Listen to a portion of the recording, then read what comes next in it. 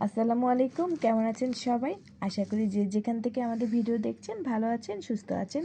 নতুন নতুন অনেক ভিডিও নিয়ে আমি আপনাদের মাঝে চলে আসি। আজকে নিয়ে এসেছি হচ্ছে চিড়া। চিড়া কিন্তু সবার ঘরেই থাকে কম বেশি।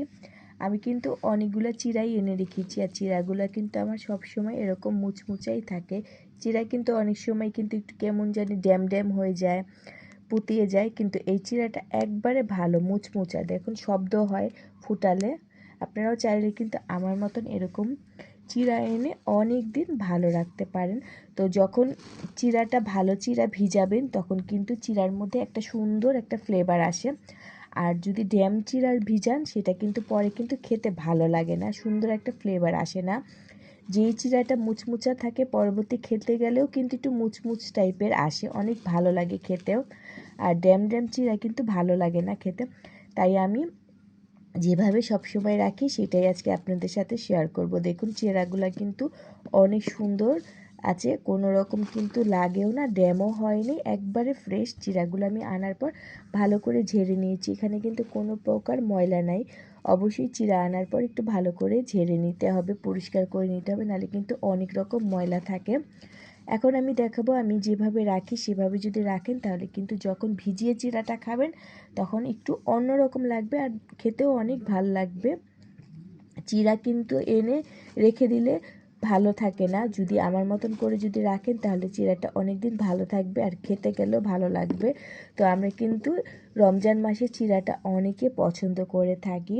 আপনারা কিন্তু দেখলেই বুঝবেন অনেক দিন চিড়া রাখার পর চিড়াটা একটু ড্যাম হয়ে যায়, সেটা খাওয়ার সময় কিন্তু একটু অন্যরকম ফ্লেভার আসে। আর আমি যেভাবে রেখেছি সেভাবে যদি রাখি, সেভাবে যখন আপনারা খাবেন তখন দেখবেন যে চিড়ার একটা সুন্দর একটা ফ্লেভার আসবে। আমি কিন্তু একটা বক্সের মধ্যে চিড়া রেখেছি, এই বক্সের কিন্তু ঢাকনা আছে, ঢাকনা যেই বক্সে ঢাকনা আছে সেই বক্সে কিন্তু চিড়া রাখার চেষ্টা করবেন। অনেকে আছে পলিব্যাগে চিড়া রেখে দেয়, আনার পর সেই চিড়াটা কিন্তু ড্যাম থাকে না আর কোনো রকম শব্দ হয় না। আর এমনি করে যখন আপনারা দেখবেন শব্দ হয়, সেই চিড়া বুঝবেন ভালো। আর অনেকে আছে ফ্রিজে রেখে দেয়, আমি কিন্তু এই চিড়াটা চাইলে কিন্তু ফ্রিজে রেখে দেবো। আমি যেভাবে রাখি এভাবে যদি আপনারা ফ্রিজেও রেখে দেন, পরবর্তীতে যখন চিড়া ভিজিয়ে খাবেন তখন কিন্তু চিড়া থেকে একটা ফ্লেভার আসবে আর অনেক ভাল লাগবে।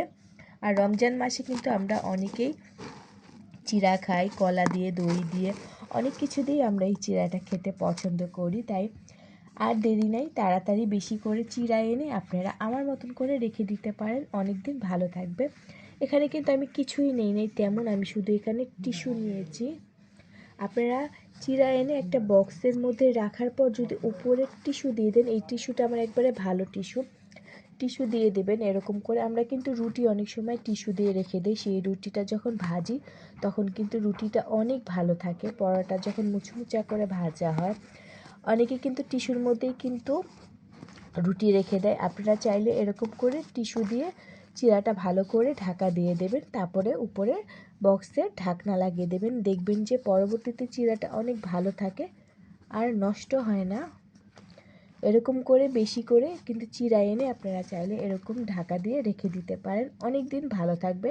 আর উপরে অবশ্যই ঢাকনা দেওয়া লাগবে, আর ফ্রিজেও রেখে দিতে পারবেন, নর্মাল ফ্রিজেও অনেক দিন ভালো থাকবে।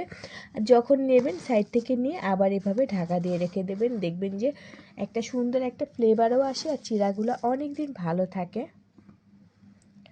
যদি আমার এই ভিডিওটা ভালো লেগে থাকে তাহলে কিন্তু অবশ্যই লাইক, কমেন্ট আর শেয়ার করতে ভুলবেন না। নতুন নতুন অনেক ভিডিও নিয়ে আসবো আমি আপনাদের মাঝে। সেই পর্যন্ত সবাই সবসময় ভালো থাকবেন, সুস্থ থাকবেন, বিদায় নিচ্ছি। আল্লাহ হাফেজ।